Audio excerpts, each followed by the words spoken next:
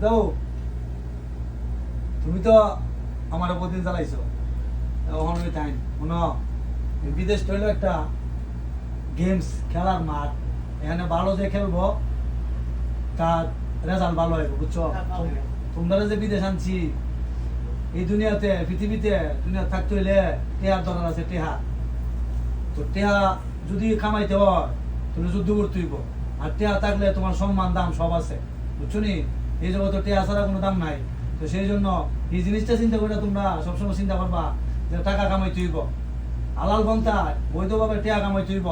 এটা কম্পিটিশনের মাঠ এখানে তোমরা চাইলে